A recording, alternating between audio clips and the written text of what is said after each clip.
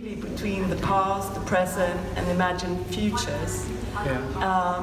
How did you get to the point of working with time or delving into the past or reimagine? Where did that first sort of drive to actually start working in this way come? Do you know, was it already at art school, or can you say something about that? Yeah, it was, thank you all for coming. It was, I guess it was after I finished university. I think also one of the biggest things that probably happened was like in mid 2000s, I started kind of working as an activist. So I made a series of posters about what was going on in Zimbabwe, and then I got into trouble, so I couldn't actually go back home. So I stayed in South Africa for quite a long time before I was able to go home. And then I think during that process was not only trying to then understand the present realities, was also the past, and then also what then is the future. So I think it was that experience that brought that on, and that was around about 2006. So I started kind of changing my work process. So I started looking at archives a lot more, started looking at personal relationships, so questioning my grandparents, questioning my mother, my father, my uncles, and what their experiences were. So it started then to inform quite a lot of what I was then doing and what I'm doing now. So for you as an audience, of course, Kudzanai, this is your first solo in Sweden, so I think we have to situate you as an artist a bit for the audience. Yeah. And you refer to, I think, a portrait of Mugabe that you made that got you in trouble. So just so that the audience can understand what happened there, what was it that actually was problematic at the time? Oh, it was, I think at the time there were quite a lot of land invasions that were taking place. And then there were also quite a lot of political violence at the time as a result of it. So I made the series of posters that I gave to friends or people who were interested in them, and then they would wallpaper them all over Joburg at the time.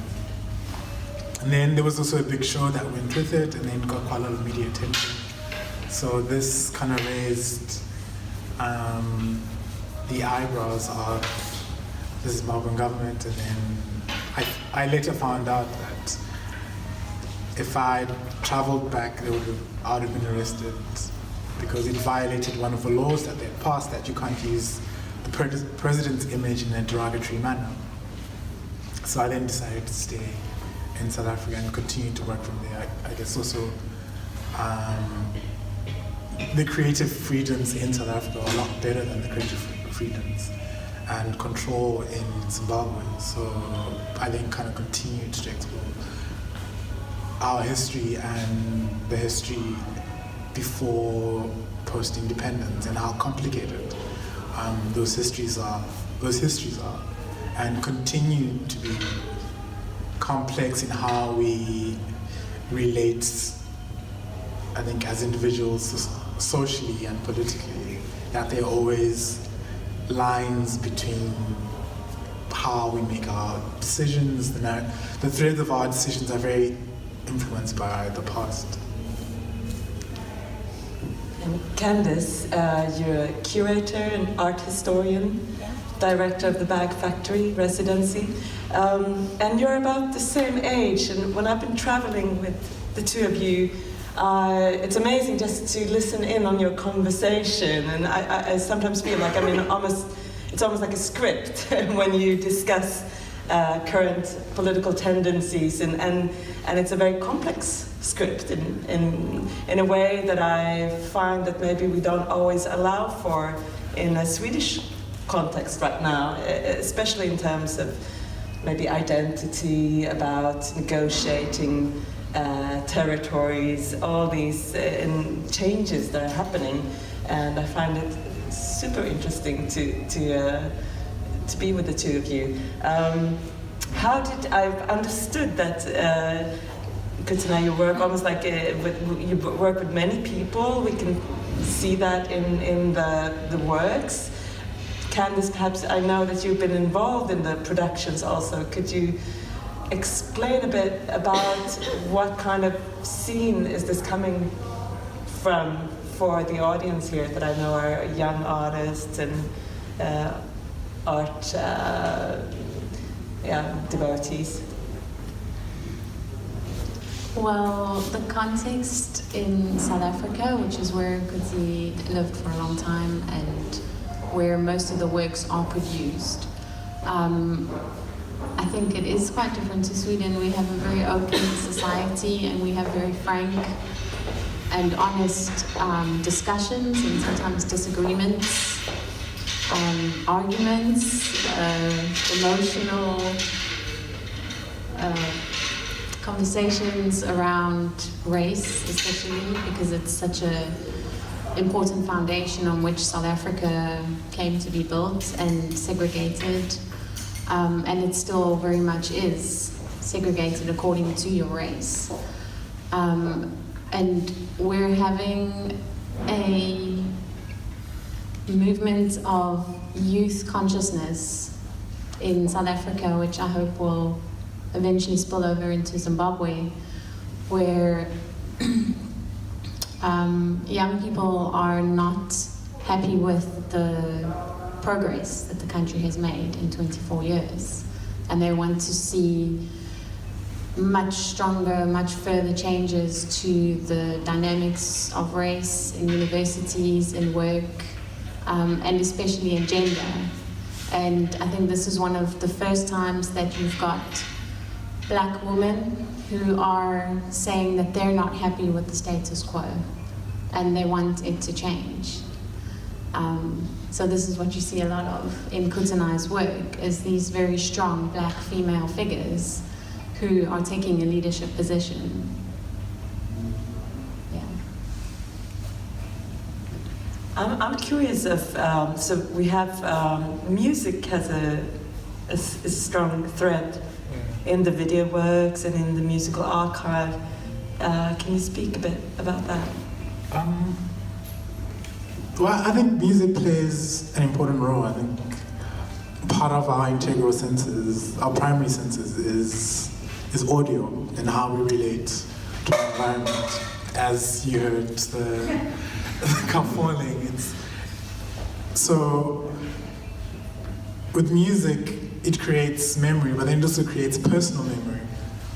And this personal memory becomes an important foundation of how our lived experiences are translated. So whether it's a specific sound or specific song that you relate to on a personal level, I think then can communicate or has its own particular language. So music then becomes an important foundation for quite a lot of what I did do. Is one of the things is the library itself is a library of personal memories. The library, it was actually interesting, on one of the vinyls, which I sent an image to a friend of mine, and her father was part of this group that performed. It was part of kind of like a cultural tour speaking about apartheid, and her father was part of the group that was in the tour. They were in Amsterdam and in Stockholm, and then they recorded this.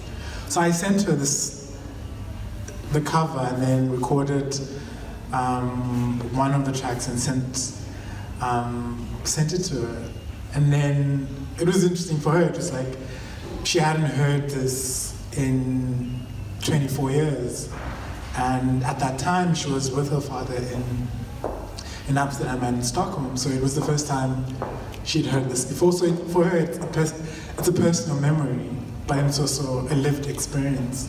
So this is where the music then comes in, because I then incorporate that into the soundtracks of the videos. And in some cases, I sample some of the vinyls for the soundtrack.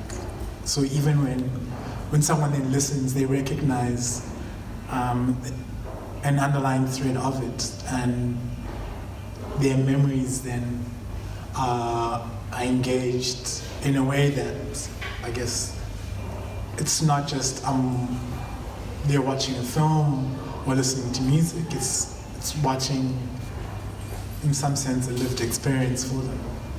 So that's where music plays an integral part in the exhibition. And here we can see that it's recorded live at the Old Swedish Musical Academy in October 1980. And it's the producer's Afrogram for the African National Congress. And its distribution is also then the African National Congress, and the address is in Stockholm, Sweden. So, and I know, just speaking to some of you in the audience, it's interesting to hear these testimonies of the solidarity movements in the 70s and 80s, and the strong relationships, especially between Sweden and South Africa. And I think it's exciting to revisit, especially now with your work that travels through time, so even just in layering in a collage, for example. I'm really amazed actually at like how this story, how we seem to forget so quickly, perhaps how, and I'm looking at Bakri here actually. It'd be interesting to discuss actually how politics and art, like what are those potentials today? Because for sure, politicians and sort of the cultural sector was much closer in the 70s and 80s, and that's also, of course, we need a distance, but I think a lot of those friendships also made things happen. What's it like for you to come from the outside and sort of start peeking into the Swedish archives? Because you spent a good day in the Nordic Africa Institute in Uppsala, and that institute and library was formed because the Nordic region wanted to engage with the emergence of the liberation movements and these new nations, and to understand them better, that the archive and library was created. Of course, you couldn't Google, so you had to have an archive, but of course that becomes an amazing resource today, and even for us coming from the arts to start to think about how can we use this material in artistic productions. But yeah, what's your thoughts with this? You've had only a few days in Sweden, but what's your first impression of this? Well, for us, it's so important to have these archives here, because in South Africa and in Zimbabwe, archives have been contested spaces. The archives that I was researching for the show in the Western Cape, they're trying very hard to open up the archives and to make it available, especially to artists to work with, because historians tend to tell a very particular story depending on who holds power. An artist can dig through those stories and those angles to tell something different. But even in that case, in Cape Town, you have to complete paperwork before you walk in. Before you walk in, you have to register yourself, say who you are, your date of birth, your phone number, where you live, before you're even allowed into the archive. And then if you want to request copies of information, you have to email the head archivist and say what you want to use it for, and place your order, and then come back. And there are some archives that are still difficult to access. Whether it is because they haven't been digitized, so they'll say, no, you can't see that because it's too precious. So then nobody's seeing it. And in Zimbabwe, I think you had a bit more of a difficult time until you formed a relationship with the archivist. Yeah. But there's still, like, I didn't even know, Kudzi told me that the ANC archives are located in Harare, and I'm not allowed to access those archives, even as a South African. So that we are welcomed here and brought tea and cake, and that they were so happy to receive us and to see somebody coming to use their own archives and look through their own history. So that was really, it was a nice surprise, yeah. And in your research, you're also almost going around you're using other archives and other nations to connect to your ancestry and your past. Yeah, it's been really interesting how when one holds an archive, the kind of narrative that can come out of it can be politicized. So you're holding a particular document without its full detail can narrow the perspective of what happened. So a lot of that has happened with the Zimbabwean archives, where not the entire archive is publicly available, only small sections of it. And that sort of limits our knowledge and understanding of various processes and organizations and experiences of people. So one of the things I've been doing is actually going around the entire system, is finding archives outside of Zimbabwe that can fill in the gaps. So these other archives offer an interesting proposition because the missing details in the material that I've kind of come across in Zimbabwe, I can then find at the Nordic Africa Institute. So I've managed to, while I was there, there were actually some information I'd been looking for quite some time, and it's the first time I was able to see the full details of what happened, and that was pretty exciting. And what will then come out of it is what I'm then kind of planning going forward. But yeah, it is very difficult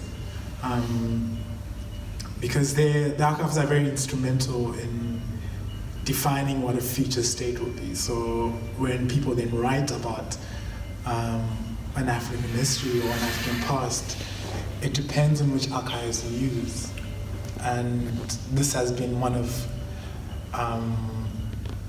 the biggest issues, I think, within texts written on African politics, African conflict, economics, and anthropology, is what is the source of that information, who holds what archive, for what reason, for what purpose.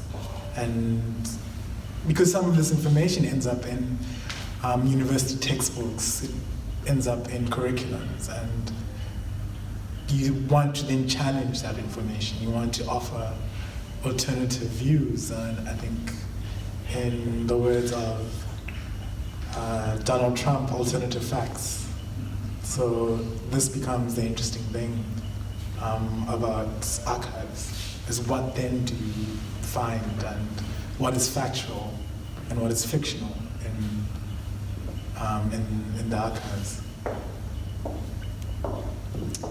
At times your works have been, I know that they can be provocative for some. I've noticed both from peers on the continent that at times they've felt that your works were almost giving Westerners the desired image of Africa, of poverty, of violence, of corruption. Yet the images are so complex. I think today when I'm walking around in this show, I see a lot of hope actually and strength in the images. But I can also say that the museum was approached by a Swedish artist, intellectual that did not approve of our publicizing your show, even on Facebook, with one of your images because of the problematic slave-master relationship in the image. And so you do. There is something that really sort of grinds on the eye and the nerves of people in your works. I know that's maybe more for the curator to deal with, but is this something that you've heard before? What I say?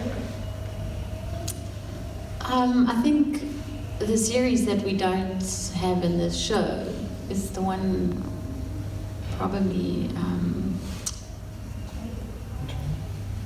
Revelations. Oh, Revelations. Yeah, so Revelations was a series of photographs that really depicted the corruption, the absurdity, the violence of the African nation state. And I think that's probably the one that you received the most criticism for.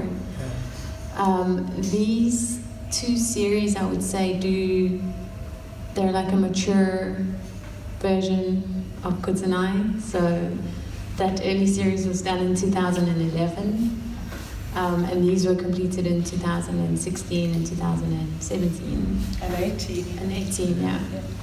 And there is more hope in these images, and there's more agency, there's strength of character, I think that we had a long conversation about the way he was representing women in these series and how the female activists in South Africa were going to respond, because the first show was in Johannesburg and the second one was in Cape Town. And there's a lot of conversations happening around agency and women saying, we don't need you to speak on behalf of us. But I think that they understood that there is a sensitivity involved. Yeah, it is actually, it's very interesting, because I think one of the best examples I could actually give was in 2015, the World Press Award for a photograph was of a father holding a child after this was a bombing in Syria. So that image won the World Press Award. But if you actually really look at it properly, it is actually symbolic of the Pieta. So you'd find art history already within a visual vocabulary. When we look at news, it is constantly present in the news that we watch, in publications, newsletters. It is there. So it's not that any of my work is new or shocking. This language was already established even from the Renaissance. So there's nothing particularly shocking about it, that the language is there. It's just that now we reproduce it a lot faster. When we look at areas in conflict, when we look at Syria, Gaza, that language is already there. So for me, because quite a lot of what I've done is use quite a lot of art history references. And I think that also kind of helps in some sense, that by using that language, which is a foundation of our visual vocabulary, it kind of bridges a gap. So when I make my work, it's not necessarily that I'm saying, no, I'm trying to be shocking. It's like, well, this is our language. We have learned over hundreds of years, and it is an essential part of our art history and the language of art history. And then the important question is, what are the alternative images that we can communicate with? Whether, if someone was to publish, if the next World Press Award for a photo taken on the African continent was a field of flowers, what reality would we be saying? Like, what then does that communicate? Because that is far from our visual vocabulary.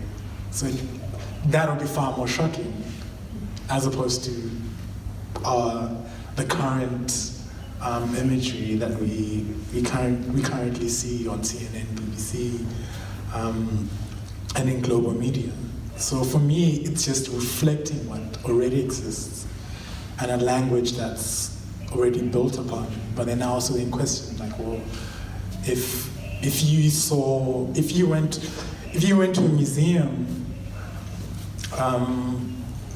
and that had been part of your visual vocabulary of, I guess, the African continent, then your language also then would have changed as to how then do you understand the politics. So for me, my first experience of going to a museum was I wasn't able to see myself in a museum. I wasn't able to see myself in some of the Renaissance paintings. So this becomes a way of inverting that language and saying, oh, I can be in a museum, I can be part of that language, but then it's also how then do we extend and broaden that language for everyone else. So yeah, so I don't think any of my work is shocking. I think the language is already there. So let's speak a bit about Christianity. I know you both went to quite conservative Christian school, or you acquired an education in sort of that was connected to Christianity, and a lot of the powerful liberation leaders were also taught and trained in the mission schools, so that to discuss church and the African continent and the sort of relationship to the Christianity is a complex subject. But could you, maybe we start with an early work that, I mean, Christianity can be traced in many of your works, but perhaps we go back and discuss early works where you start to deal with the church.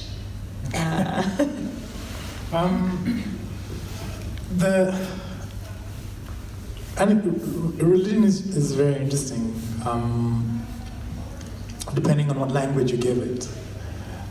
It can be, I guess, a source of hope in some cases, and a source of oppression. So for me, that was an interesting challenge to then explore, like, what then is represented as hope, what then is represented as oppression within any religious practice. So, but then also religion is politicized in a very complex way. So I remember one of the first works I then made was the Last Supper, which was almost political theater.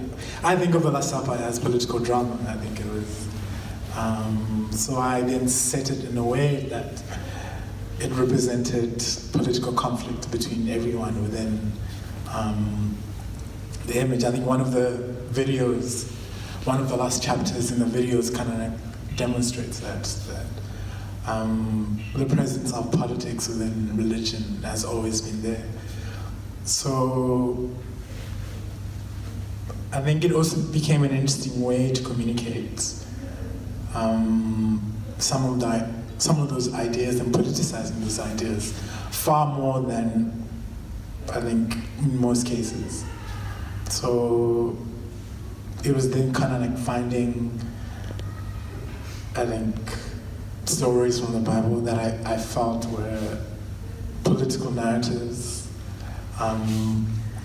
within the religious context, but then also political narratives within the continent, and how and what impact those have on the idea of hope or the idea of oppression. When I do make the work, I make it with a sense of hope, but then sometimes I'm not sure if any change is actually possible. But I'm curious, from all this material, having gone through the archives, having done all this research, what is your process like to actually get find the core of the work, or is it that you already know what you're looking for and it comes together that way? Could you speak just shortly about the process of all this gathering actually becoming a work? Well, it's actually pretty.